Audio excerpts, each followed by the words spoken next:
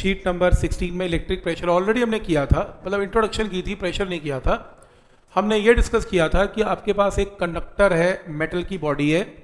तो पहला रिजल्ट है कि किसी भी मेटल की बॉडी या कंडक्टर की surface is an equi potential surface, तो V की वैल्यू कंडक्टर में क्या रहती है, सेम।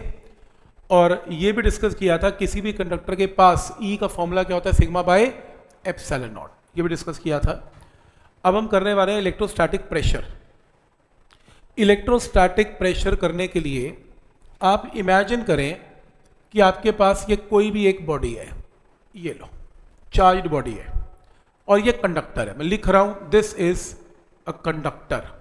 और कंडक्टर की एक प्रॉपर्टी है, कंडक्टर के अंदर E हमेशा क्या होता है, जीरो। क्या ये पॉइंट यहां तक क्लियर है? तो अगर ये कंडक्टर है और लेट अस सपोज ये एक कंडक्टर का छोटा सा एलिमेंट ले लो, इसके ऊपर चार्ज है और बाकी कंडक्टर के ऊपर भी चार्ज है, ऐसा नहीं है इसके ऊपर चार्ज नहीं है, इसके ऊपर भी चार्ज है।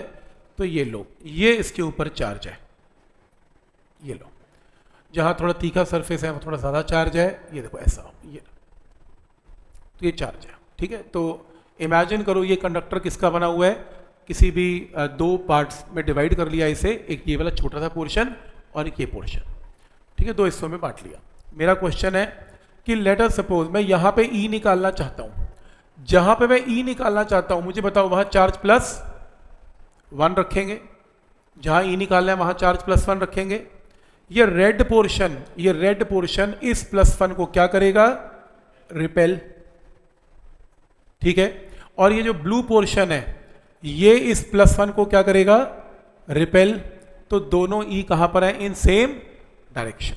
क्या स्टेप यहां तक क्लियर है? कोई डाउट इसमें? E1 E2 की वैल्यू बराबर है या डिफरेंट है? मैं बता देता हूं, ये E1 जो है रेड की वजह से है और E2 ये पूरे चार्ज की वजह से है। बराबर है या डिफरेंट है? डिफरेंट है ऐसा लगता है, लेकिन नहीं, बराबर है। क्यों बराबर है? अगर मैं कोई पॉइंट इस कंडक्टर के अंदर लेता हूं और जहां पे मुझे E निकालना है, तो ये जो रेड पोर्शन है, ध्यान से देखो, रेड पोर्शन इसे क्या करेगा, रिपेल। और ये जो ब्लू पोर्शन है ये इसे क्या करेगा, रिपेल। पर क्योंकि नेट E कंडक्टर में क्या आता है, 0, तो इसका मतलब E1 ने E2 को क्या किया होगा, कैंसल। ऑब्वियसली ब्लू और रेड पोर्शन ने अपने E को कैंसिल किया होगा, तभी तो नेट E क्या आ गया, 0। कोई डाउट इसमें? ये स्टेप्स को समझ में आ रहा है यहां तक? इसलिए प्रूव हो गया कि E1 का मैग्नीट्यूड किसके इक्वल है, E2 के मैग्नीट्यूड के इक्वल है। ठीक हो गया?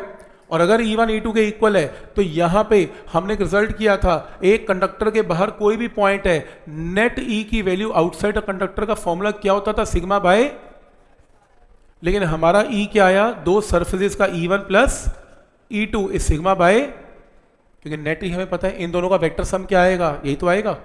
कि हमें तो ऑलरेडी रिजल्ट याद है कि नेट आंसर क्या है, सिग्मा बाय एप्सिलॉन नॉट।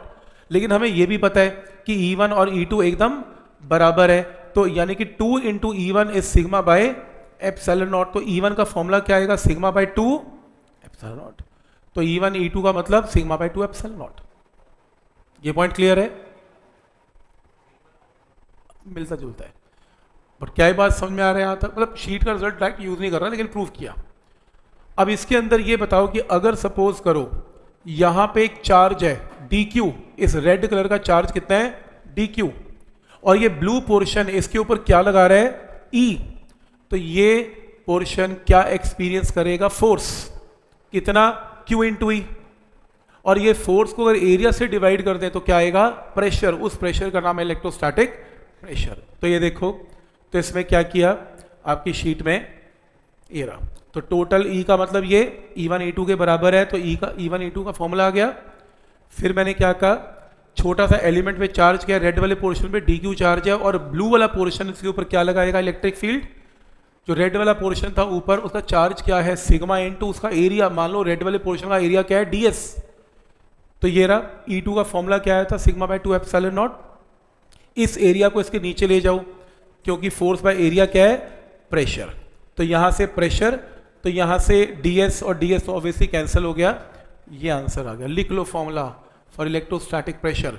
और क्योंकि सिग्मा की वैल्यू हर पोर्शन की डिफरेंट है, तो इलेक्ट्रोस्टैटिक प्रेशर भी हर एलिमेंट का डिफरेंट है।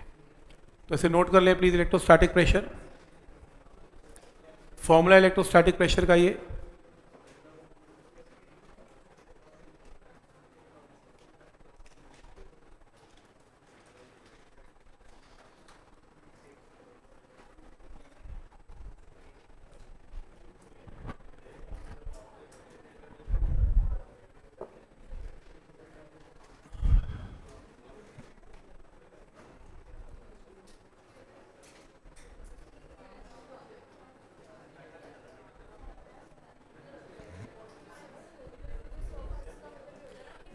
लोकल का मतलब है कहीं सिग्मा ज़्यादा कहीं सिग्मा कम, तो प्रेशर कहीं ज़्यादा कहीं कम।